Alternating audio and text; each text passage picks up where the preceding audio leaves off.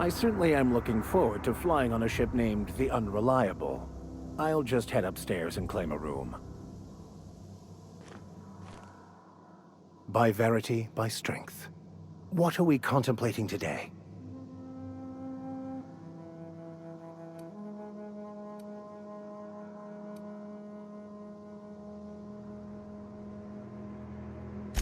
I've been thinking on that.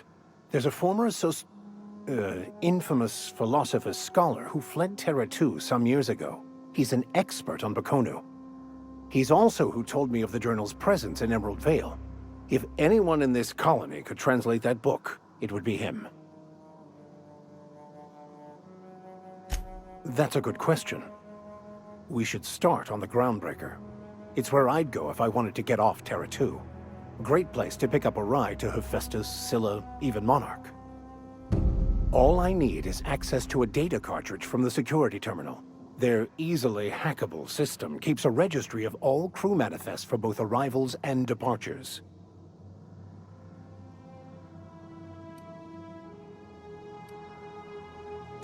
I'll comb the last 6 months of departure manifests to track the Philosophist's off-world destination.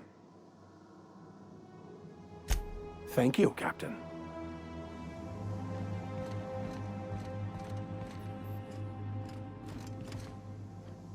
Yeah, huh? Captain, I have detected that Edgewater's power supply is now optimal. I applaud your willingness to invest your time in the local community. What can I do for you, Captain?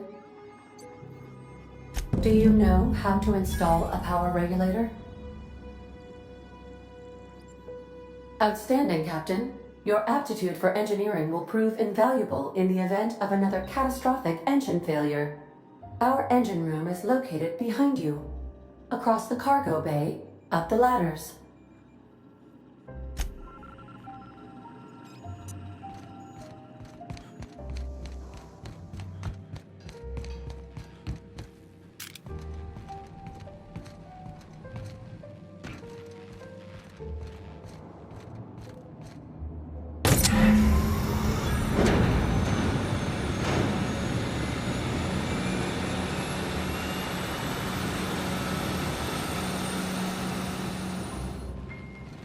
Yeah, huh?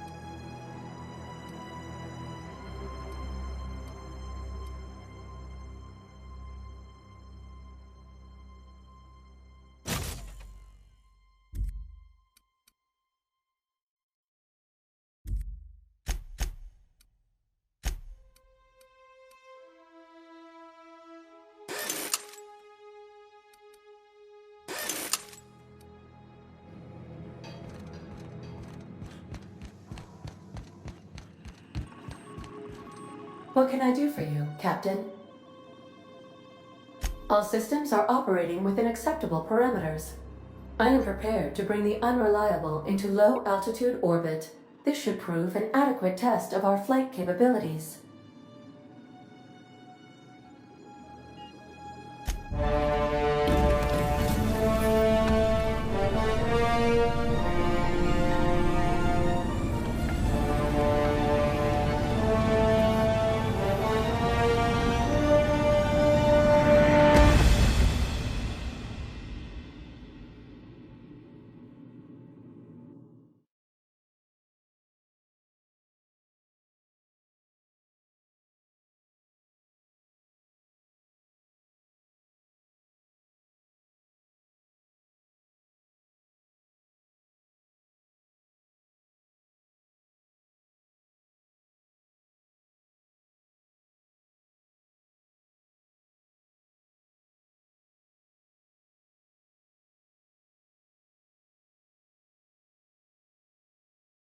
We have received a communication request from Dr. Phineas Wells. Aha, there you are. Hale and hearty, and captain of your own ship. I see you're putting the unreliable to good use. Shame about her former captain. Horrible way to die. How are you feeling, by the way? I lost track of you in that cave back there. Experiencing any, unnatural drippage? Perfectly normal side effect of thawing, I assure you.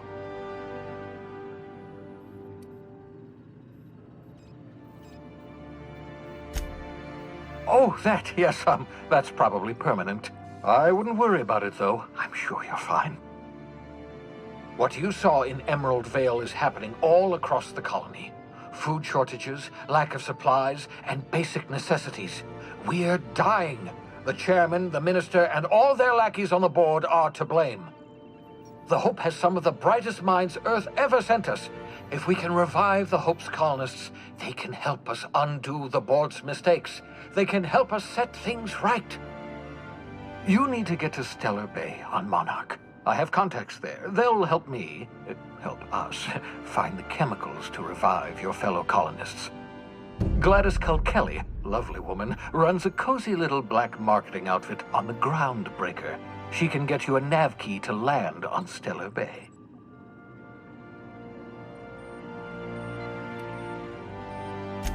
Strictly speaking, Monarch is a moon, terraformed badly, and almost completely lawless. You'll love it. Captains don't fly their own ships, you see. Your navigation terminal handles the, navigation. Think of a nav key as a set of flight instructions. The board's been confiscating nav keys for Stellar Bay, so we must rely on unconventional means of acquisition. Hence, Miss Gladys Culkelly.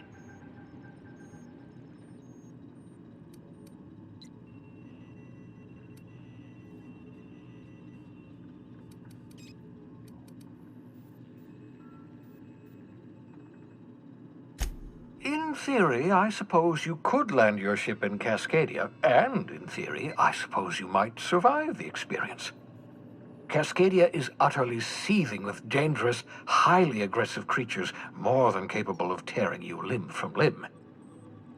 You'd have to be a lunatic to land in Cascadia, and I'm reasonably certain I tested your brain for incipient signs of insanity. Trust me, talk to Gladys Culkelly. Gladys and I have been doing business for years. Her smuggling credentials are unimpeachable. If anyone can get you a key to Monarch, it's her.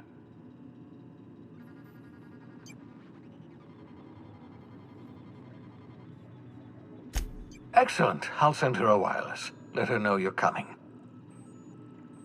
By the way, I gave Captain Hawthorne a disguise apparatus of my own design, cutting-edge technology, years ahead of its time. I call it the holographic shroud. I'm sure it will prove remarkably useful to you. You'll find it in the captain's quarters. Marvelous device. I'm quite proud of myself. The shroud changes the user's appearance to mimic that of another. It has limits. First-generation technology, you see, but promising. Exciting to see it in use at last. Very simply, the holographic shroud uses biometric information contained on standard identity cartridges to generate a holographic projection around you.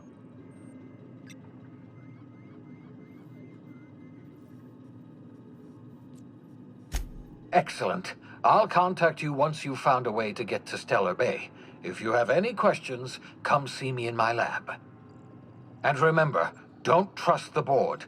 They'll try to win you over with promises of wealth and power, but it's a lie.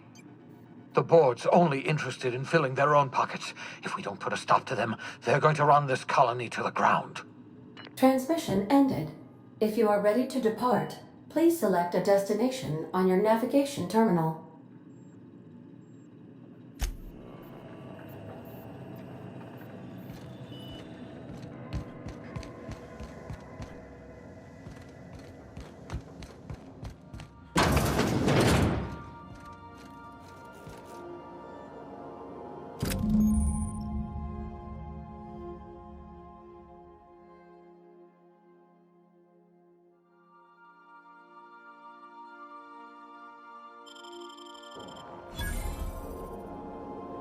Make yourself at home, Captain.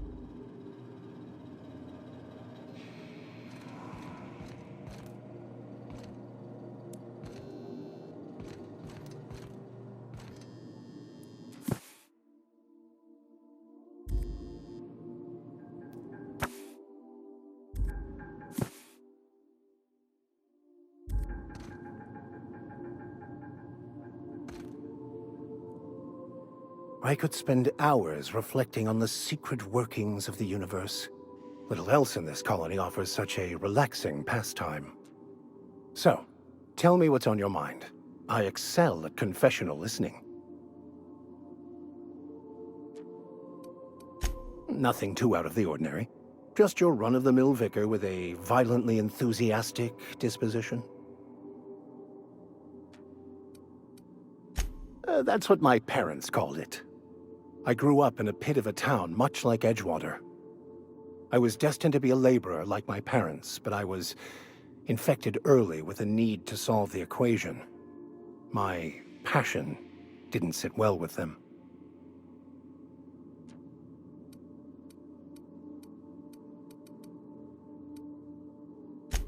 On the contrary, they internalized the precepts of scientism like no one I've ever known. They had a pure faith, a faith that brought joy to them regardless of the situation. I envied that. I wanted that peace. I thought if I became a vicar, I could find it. Or at the very least, find out why I lacked it.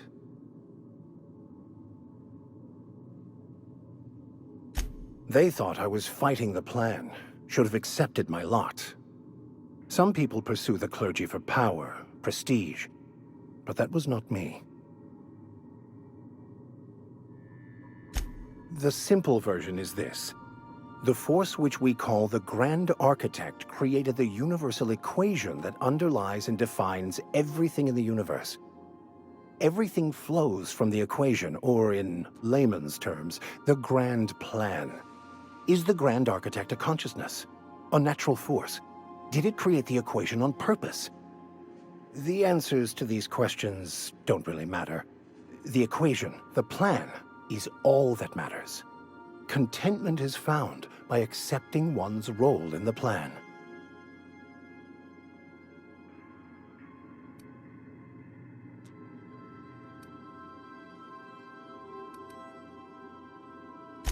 The plan is not one Some choices make the path smoother. It's like an unbreakable elastic band.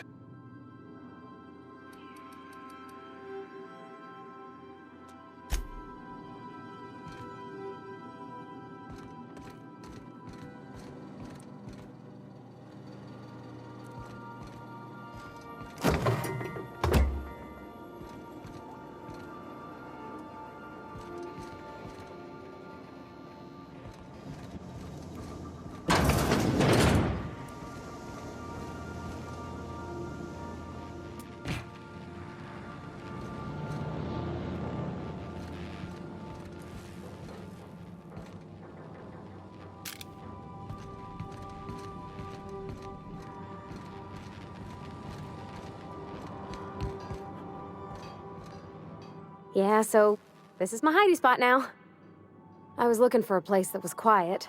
I figured the kitchen would be louder than the hold, so here I am. Cozy-like, ain't it?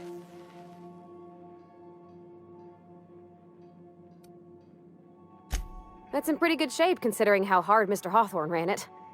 It's a Yakita LHA 120, A2 model, I'm pretty sure. The Block 2 design scooshed in extra cargo space but didn't change the stock engines.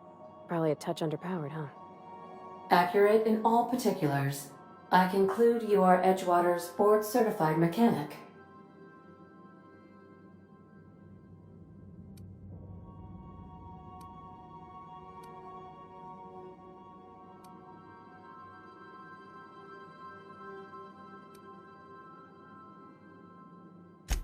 Fly-by-wire's pretty normal. Or leastways, that's what I read in the trades. I've never been on a real ship before. Hello! I am not a board-certified mechanic, but my dad was. He taught me all he knew. Do you understand?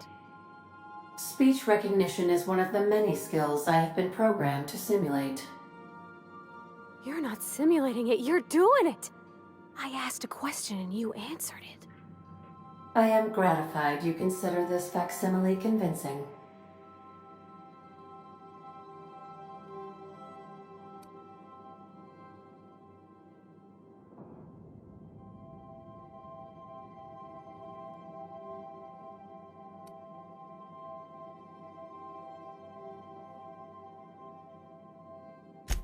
I don't see any holes in the hull.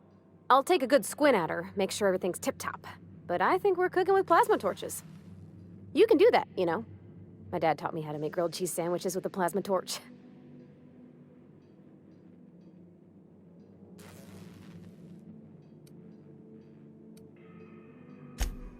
Mostly, yeah. I lived in the maintenance office near all my life. Mr. Thompson never let me forget how funny that was.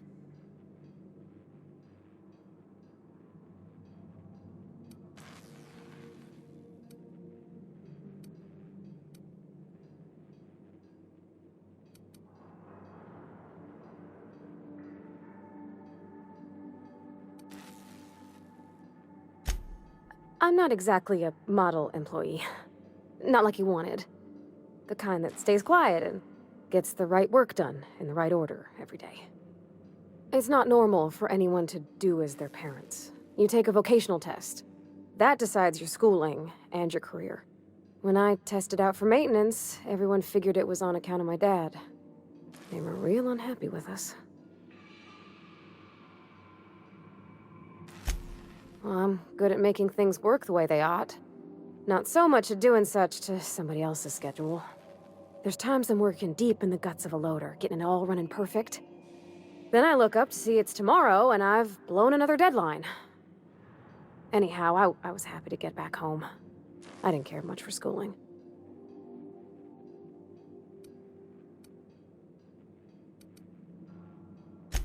Yep, nothing much had changed.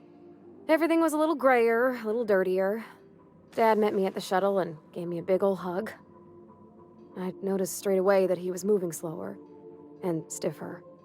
He made a little grunt when I squeezed.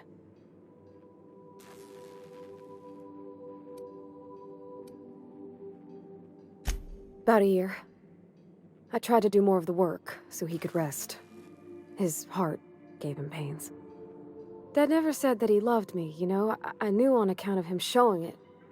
How he'd stay up late to help with my projects or listen to my fretting. Oh gosh, look at the time. Sorry to bend your ear so long. And I got so much to do before this ship's in decent shape.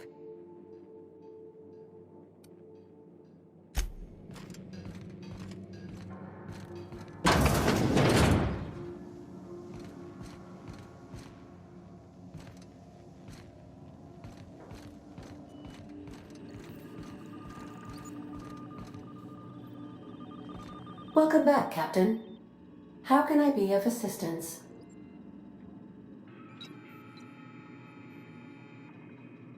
The unit is a cleaning SAM. Hawthorne brought it on board some cycles ago, I'm sure with the intent to modify it, but I've never seen it up and running. Alex likely recorded progress notes detailing his efforts to modify SAM. If you check the terminal in your captain's quarters, we may be able to determine what work remains in order for SAM to properly operate.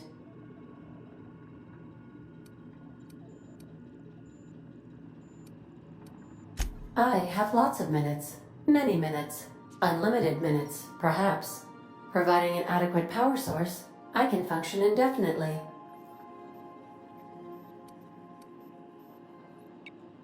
I prefer to think of it as being in a state of slumber, perhaps for an indefinite duration of time. Do you think that is what it's like for the colonists on the Lost Hope?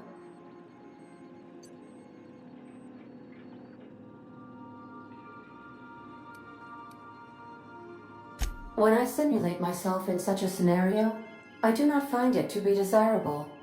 I think my self-preservation protocols incline me to desire the alternative. Traveling the system with you, Captain.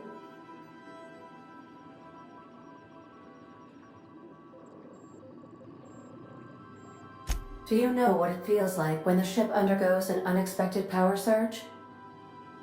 A jolt to the system. I have felt that. I do feel that. As you may be aware, Captain Alex Hawthorne was a smuggler of some repute. I failed to predict the likely outcome of his reckless behavioral patterns. I should have predicted that.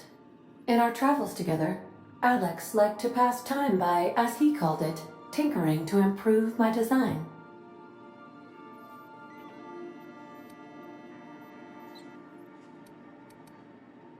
If you mean, was Captain Hawthorne my first? Yes, he was. How can I be of assistance?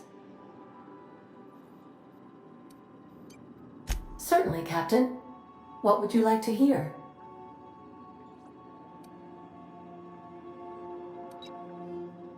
I wish I was your second derivative, so I could investigate your concavities. Now playing a Spacer's Choice advertisement jingle. It's not the best choice. It's Spacer's Choice.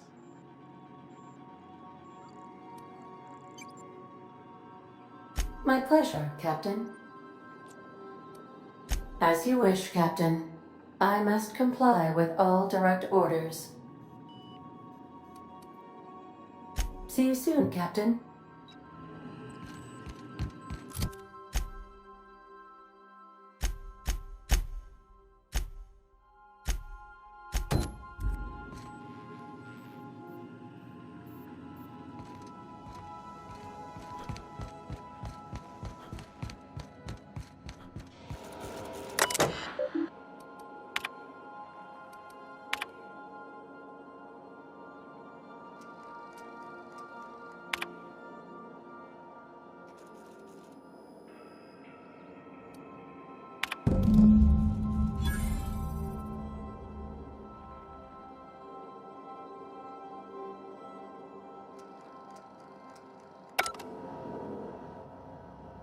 You might want to consider changing your clothes more often.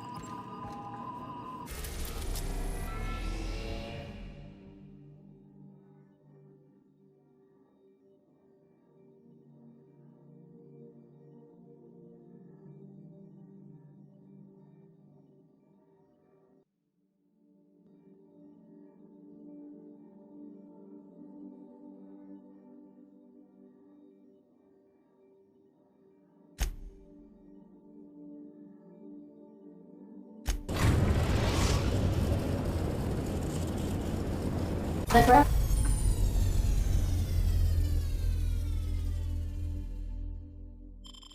groundbreaker has approved our request for docking, Captain. You're free to disembark.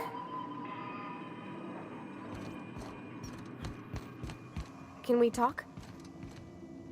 Hey, Captain. I heard that Groundbreaker's got a real good engineer. A lady named Junlei Tennyson. I was thinking that maybe I ought to meet her. If you got time to swing us by, I mean. I don't got much experience fixing actual spaceships. I bet you a can of Borston beans she could teach me all manner of stuff.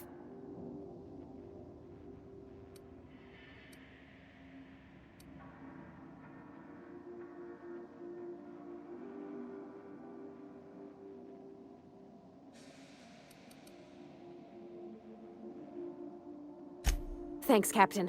I'll be sure to make it worth your time. Did you want to talk about something else?